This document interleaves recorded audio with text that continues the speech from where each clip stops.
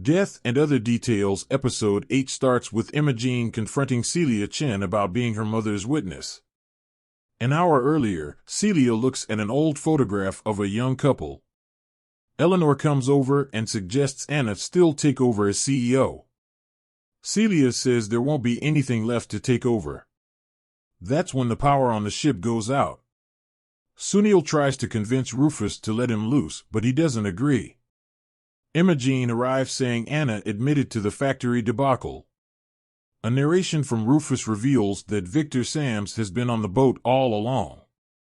Meanwhile, Teddy rushes around trying to get the power back, but someone has hacked the system. She's then handed a letter left for her by Llewellyn Mathers. He says she shouldn't blame herself for what he did. A flashback shows them during one of their intimate moments. Llewellyn describes his job and how it makes him lonely. After his death, Teddy speaks with Hilda, who also admits she was intimate with Llewellyn. Neither of them saw the signs that would lead him to suicide. At present, Anna pesters Teddy about the power and she crudely tells her Llewellyn has died. Anna meets Imogene, who counsels her to reveal anything she knows about Victor Sams. Imogene then goes to Llewellyn's room, searching it alongside Rufus, bringing us back to the moment that Rufus tells Imogene the truth about his beginnings.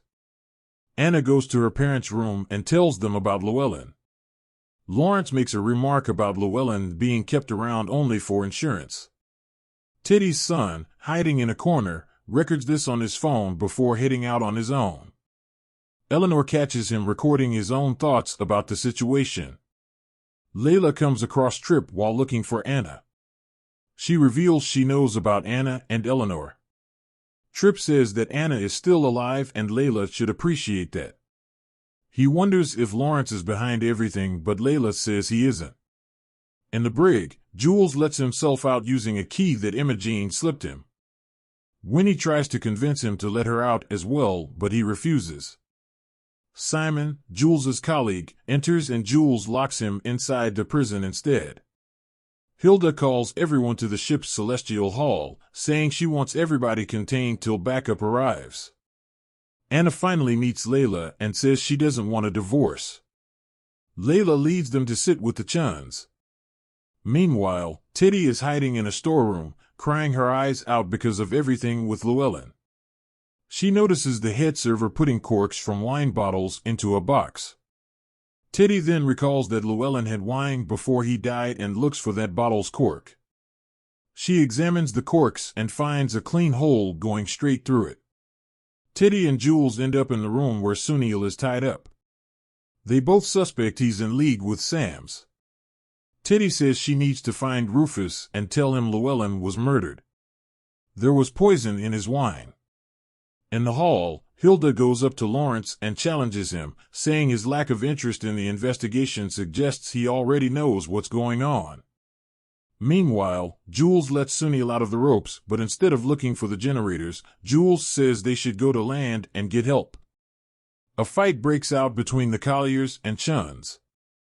Celia reveals that Anna is not her father's biological child, as she was told by Toby. Catherine rounds on Toby, but he claims his son was threatened. Anna and Catherine argue and her real father is revealed to be none other than Llewellyn.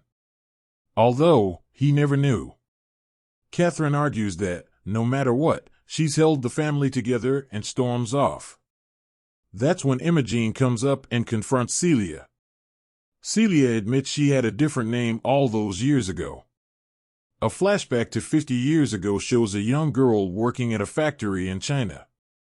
Celia fell in love with a man, got married, and had a daughter, Eleanor's mother. 10 years after that, Collier Mills took over. The caption in blue caused her husband to fall sick and die. Celia was paid off to keep quiet and she vowed to use the money to start her own company. 20 years later she met Kira. At present, Imogene blames Lawrence for Kira's death. After all, she had a case against him. She goes up to Lawrence on the deck and confronts him. But he seems to think she's Kira. Anna follows and tells Imogene that Lawrence has a disease similar to dementia. She pulls her aside and tells her Lawrence isn't capable of the murders on the ship. Imogene speaks to Lawrence again, as Kira this time. Lawrence blames her for asking questions and says he did what he had to do. He made a phone call. This seems to convince Anna that he did kill Kira. Elsewhere, Rufus, Hilda, and Teddy question the server, Hans, who gave Llewellyn the poisoned wine. He says the bottle was tampered with beforehand. It was requested to be sent by a guest. Hilda then enters the hall and looks for Catherine Collier, but she is nowhere to be seen. Teddy tells Layla that they found the poison, ricin, and Catherine's belongings. Layla concludes that Catherine is Victor Sams. Rufus finds Imogene looking at Lawrence, upset that he has dementia and won't even know he's being punished for Kira's murder. A scream from Anna pulls everyone to the poolside. She's on her knees, looking at a dead body inside. It's her mother. Just then, a helicopter arrives, but it is not Hilda's backup. Jules and Sunil seem to be looking for a means to get off the ship when they find a rigged bomb instead. On deck, men from the helicopter get on board and knock Hilda out. The leader says they are going to play a game at the end of Death and Other Details, Episode 8. The episode review. Death and Other Details Episode 8 has some noteworthy moments, but its overall development is a bit lackluster. The beginning of the episode languishes an unnecessary back and forth of timelines. The nonlinear narrative isn't very appealing and only serves to confuse. On the other hand, the scene in the hall featuring the confrontation between the Colliers and Chuns showed off some great execution. The rapid exchange of dialogue followed by multiple reveals, Layla says she knows about Anna's affair, and Anna learns of her real father, is intriguing and entertaining. It's always fun to watch a billionaire's family unravel. As a whole, though, the investigation seems to be meandering. Imogene is convinced that Lawrence killed her mother, but the rest of the show suggests otherwise.